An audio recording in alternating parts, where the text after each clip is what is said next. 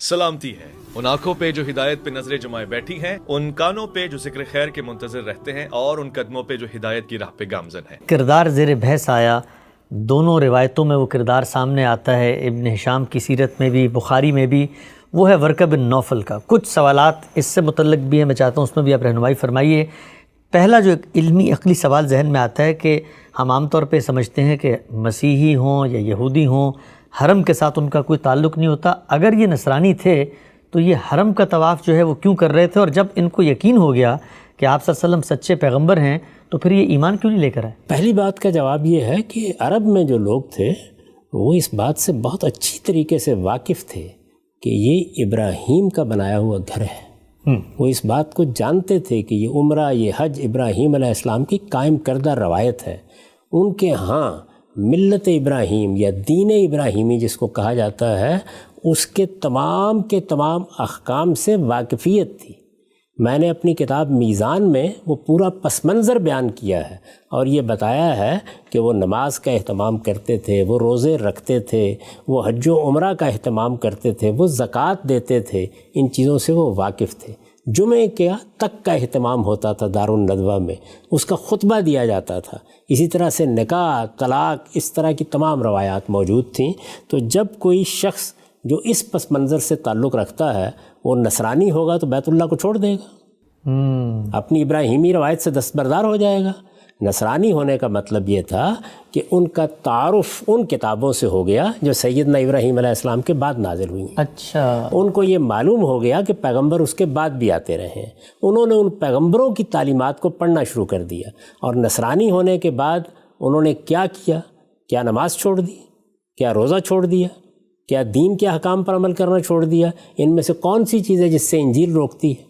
تو یہ تصور کیوں کیا جائے کہ جس طرح کے نصرانی آج ہم دیکھتے ہیں وہ بھی اسی طرح کے نصرانی ہوں گے؟ وہ دین ابراہیمی کی روایت میں اور ابراہیمی ہدایت کے پس منظر میں کھڑے ہوئے ان سب چیزوں کا مطالعہ کر رہے تھے، ان سے ہدایت لے رہے تھے۔ بالکل اسی طرح جس طرح ہم رسالت میں آپ صلی اللہ علیہ وسلم پر ایمان رکھتے ہیں، ہم قرآن پر عمل کرتے ہیں، آپ کی سنت کی پیروی کرتے ہیں، لیکن اس کے ساتھ تورات کو بھی پڑھتے ہیں، زبور کو بھی پڑھتے ہیں۔ تو اسی طریقے سے وہ پڑھ رہے تھے۔ گویا انہوں نے اس بات کا اعلان کر دیا تھا کہ میرے پاس ابراہیم کے دین کی جو روایت ہے اس میں تو جو باتیں تھیں ان پر میں عمل کر رہا تھا، اب میرے سامنے سیدنا مسیح کی روایت بھی آ گئی ہے، یہ بھی میرے لیے سر آنکھوں پر، اور میں اس پر بھی عمل پیرا ہوں گا۔ تو اس پس منظر میں ان لوگوں کو دیکھنا چاہیے۔ نصرانی ہونے کا یہ مطلب ہرگز نہیں تھا کہ وہ اٹھے اور انہوں نے اٹھ کے یہ کہا کہ ابراہیمی روایت کو تو میں چھوڑ رہا ہوں، اب اس کے بعد میں پال کی بیعت کر رہا ہوں۔ اچھا، تو پھر ایمان کیوں نہیں لائے وہ ہم سب؟ نہیں، ایمان نہیں لائے، یہ آپ کو کیسے معلوم ہوا؟ رسالت میں آپ صلی اللہ علیہ وسلم کے ساتھ جو ان کی گفتگو نقل ہوئی ہے وہ ایک مومن کی گفتگو ہے۔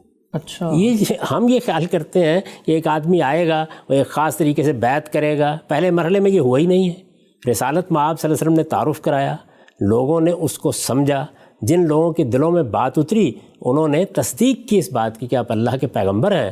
سیدنا صدیق کے ایمان لانے کا واقعہ بھی اسی طرح بیان ہوا ہے۔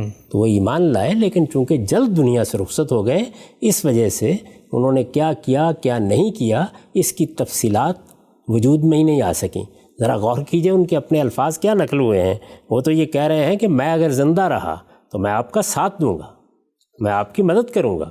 انہوں نے تو جو پیغمبر کا سب سے بڑا حق ہے کہ پیغمبر کی نصرت کی جائے گی، اس کا پہلے دن اظہار کر دیا ہے۔ تو ایمان کیوں نہیں لائے وہ؟